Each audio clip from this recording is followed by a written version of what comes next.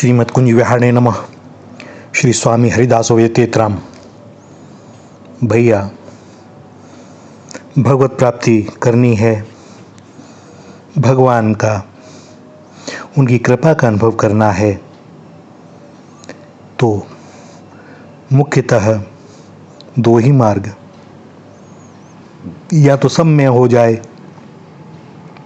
अर्थात जो भी है सब मेरा ही विस्तार है, मैं प्रभु का अंश हूँ, अहम ब्रह्मास्मि अनलहत, या फिर सब तू ही तू हो जाए कि जो भी दिखाई दे रहा है वह केवल आप ही आप हो और दूसरा कोई है नहीं,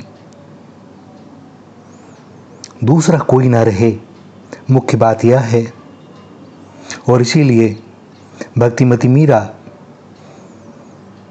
उनके प्रेम में उन्मत्त होकर कहती हैं, मेरे तो गिरधर गोपाल दूसरो ना कोई। भैया, जब तक मैं भी है और तू भी है तब तक ये माया का चक्कर चलता ही रहेगा।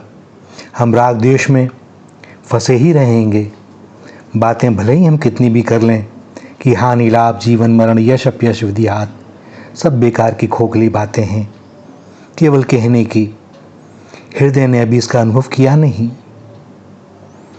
जरा सी प्रतिकूल परिस्थिति आई और बस हम सब भूल जाते हैं, इसी माया के वशीभूत हो जाते हैं और चेष्टा करने लगते हैं कि हमारी कोई हानि ना हो किसी तरह, जो भी हो लाभ ही हो, मान सम्मान भी मिले और सब कुछ जो कुछ चाहते हैं इस जीवन में।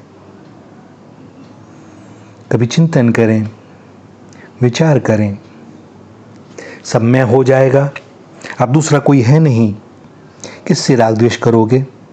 कौन तुम्हें हानि पहुंचा रहा है? वो सब तू हो गया तो किसको दुख दे सकते हो तुम भैया? किसके साथ छल करोगे? किसके साथ कपट करोगे? कर ही नहीं सकते। और जब तक इन दो स्थितियों के बीच में हम झूल रहे हैं तब तक कुछ पाया नहीं। स्मरण होता है स्वामी रामतीर्थ की एक बात, उन्होंने लिखा कि ऋषिकेश की पास की बात है, बहुत पुरानी। गंगा के पार बहुत साधु रहते थे और उस पार गंगा के एक मस्त फकीर रहता था। उसके रोम रोम में शिवोहम शिवोहम बसा हुआ था। रात दिन उस नीरवता में आवाज आया करती, शिवोहम शिवोहम शिवोहम शिवोहम। और एक दिन वहां एक शेर आया। दिन के समय की बात, गंगा के इस पार के साधु देख रहे हैं कि शेर आया और महात्मा की ओर बढ़ने लगा। वह महात्मा शेर को देखकर प्रसन्न हो उठे और उच्च स्वर से गरजने लगे, शिवोहम शिवोहम। उनकी धारणा में यह जमा हुआ था कि यह शेर मैं ही हूं, सिंह मैं ही हूं, और स्वयं केसरी के शरीर में वह स्वर भर रहे हैं, शिवोहम शिवोहम। सिंह ने आकर इनके कंधे को पकड़ लिया तो भी वो महात्मा आनंद के साथ सिंह के रूप में नरमांस का स्वाद ले रहे हैं और यही मुख से ध्वनि निकल रही है, शिवोहम शिवोहम। भैया, जिस प्रकार दिवाली के समय पूजन के लिए हम खाण के खिलौने लाते हैं, खाण के खिलौने विभिन्न आकार के होते हैं, खाण का ही हिरन और खाण का ही शेर। अगर खाण का हिरन अपने नाम रूप सहित विशेषण के साथ समझे कि मैं हिरन हूं, तो क्या वह यह कह सकता है कि खाण का शेर मुझको खा रहा है? और यदि वह अपने आप को खाण मान ले तो खाण का हिरन कह सकता है कि खाण के रूप में मैं ही इधर हिरन हूं और मैं ही उधर शेर हूं। इसी प्रकार जब हम जाने कि हमारी असलियत क्या है, वह इस खाण के अनुरूप ही ईश्वर का स्वरूप है, अतः इस खाण के शेर की दशा में हम ईश्वर की हैसियत से यह कह सकते हैं कि मैं ही इधर हिरन हूं और उधर शेर हूं। हम जो भी वस्त्र पहनते हैं, पाजामा कुर्ता धोती पैंट शर्ट दुपट्टा अंगरखा, गौर से देखो इसमें सूद के अलावा और कुछ है नहीं।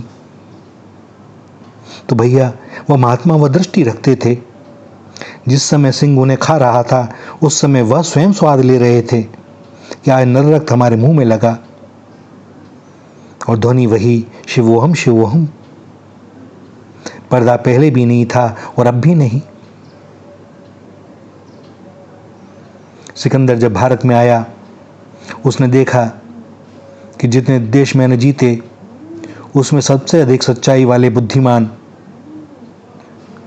भारत में ही हैं। उसने कहा, इस भारत के सिर अर्थात तत्ववेत्ताओं और ज्ञानियों को देखना चाहता हूं। और उसके सेवक सिकंदर को सिंधु के किनारे ले गए।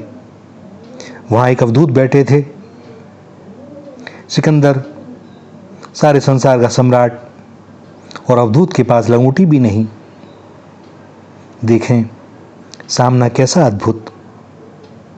सिकंदर में भी एक तेज था, मगर अवधूत की तो बात ही कुछ और। सिकंदर पर भी उस अवधूत का रौब छा गया।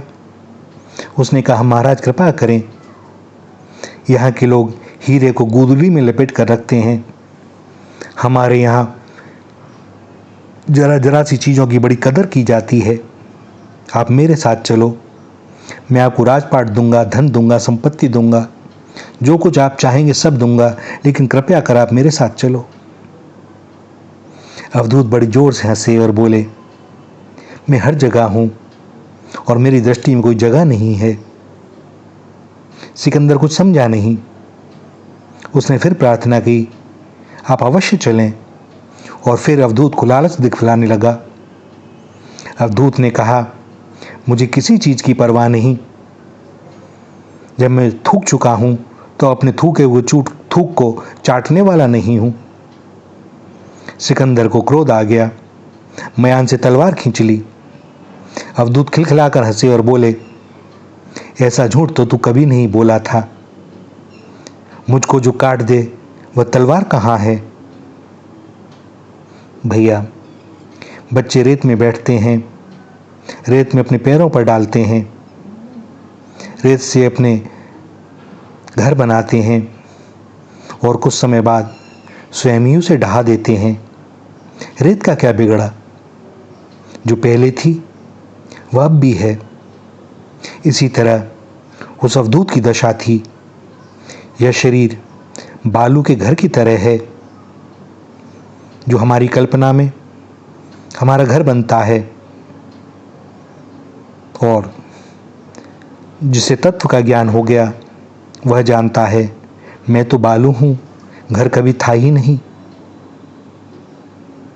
अगर कोई इसे अपना घर बनाकर फिर ढहा दे तो भैया मेरा क्या, घर तो उसी का खराब हुआ ना।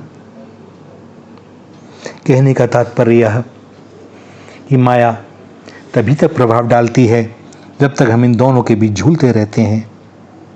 तो भैया भगवत प्राप्ति करनी है, भगवान की कृपा का अनुभव करना है, तो एक तो मार्ग चुनना होगा, इस पार या उस पार।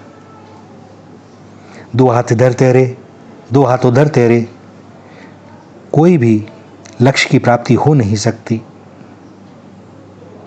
सत्य माने वे बड़े दयालु हैं, कृपालु हैं, किंतु हमारे लिए एक आवश्यक बात है कि हम अपना मार्ग चुन लें। मैं वाला मार्ग कई बार अहंकार को जन्म दे देता है और इसे सब कोई संभाल नहीं सकते, क्योंकि मैं की स्थिति बड़ी दुखदाई हो जाती है। किंतु तू भैया इसमें कुछ बिगड़ता नहीं, कोई अहंकार आ ही नहीं सकता, क्योंकि अपने अतिरिक्त जो भी कुछ दिखाई देता है सब वासुदेव ही है, उनके सिवा कोई है नहीं। तो पतन की कोई संभावना का मार्ग बचा ही नहीं। मैं तो तुम्हारा सेवक हूं, सब स्वामी हैं। सिय राम मैं सब जग जानी, करहु प्रणाम जोरी जुगमान। सब राम जी हैं, दूसरा कोई है नहीं। तो अब किससे राग करूं, किससे द्वेष करूं, किसके साथ छल करूं? भैया सब पूजनीय हैं मेरे अतिरिक्त सभी में गुण ही गुण हैं।